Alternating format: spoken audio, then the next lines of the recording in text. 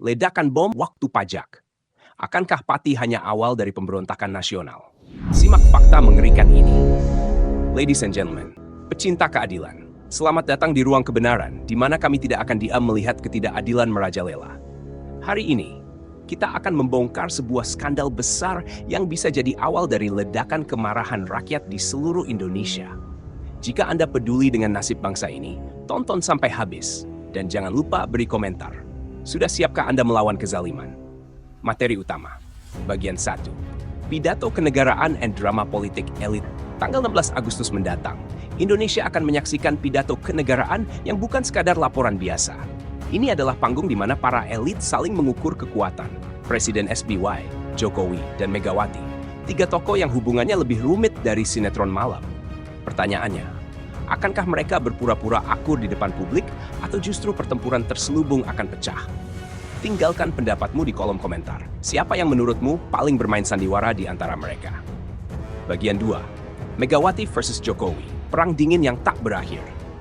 Megawati, sang ratu PDIP, baru saja menunjukkan taringnya dengan mengangkat kembali Hasto sebagai sekjen. Ini bukan sekadar rotasi jabatan. Ini adalah tamparan telak untuk Jokowi dan kroni-kroninya.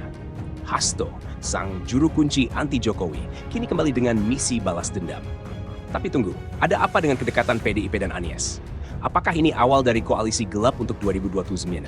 Bayangkan, Mega dan Anies bersatu, sementara Jokowi dikhianati oleh anak buahnya sendiri. Politik Indonesia memang tak pernah kehabisan plot twist. Bagian 3, Bupati Pati antara arogansi and pengkhianatan. Narnilah wajah penguasa lalim. Bupati Sudewo pajak melambung 250%, pegawai dipecat tanpa pesangon, dan rakyat dipaksa memilih, bayar pajak atau tak dapat pelayanan. Tapi yang lebih mengerikan, dia adalah anak emas Jokowi. Lihatlah buktinya. Video endorse dari Kaisang, kunjungan ke Solo, dan janji proyek aren yang tak jelas juntrungnya. Fakta, 2020 tenaga kesehatan dipecat setelah 20 tahun mengabdi. Fakta lagi, surat edaran camat mengancam warga yang protes. Ini bukan kebijakan, ini penindasan sistematis. Kalau Anda jadi warga Pati, apa yang akan Anda lakukan? Tulis di komentar, revolusi atau menyerah. Bagian 4. Krisis pajak nasional. Domino efek yang mengancam Pati hanyalah puncak gunung es. Cirebon, Semarang, Bone, semua bergolak karena pajak gila-gilaan. Sri Mulyani bilang, daerah harus kreatif. Tapi kreatif seperti apa? Memeras rakyat kecil? Dia bahkan berani menyamakan pajak dengan zakat. Ini bukan kebijakan, ini pelecehan terhadap agama. Ini skenario kotor. Pemerintah pusat memangkas transfer ke daerah, lalu kepala daerah jadi tukang copet untuk menutup defisit.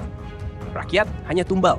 Kapan kita sadar bahwa ini bukan salah satu dua pejabat, tapi sistem yang busuk? Ini bukan waktunya diam. Jika Pati bisa melawan, mengapa kita tidak?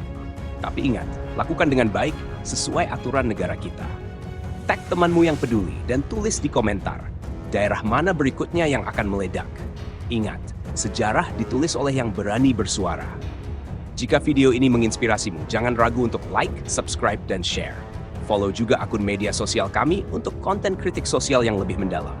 Bersama, kita bisa jadi bagian dari perubahan menuju Indonesia yang lebih baik.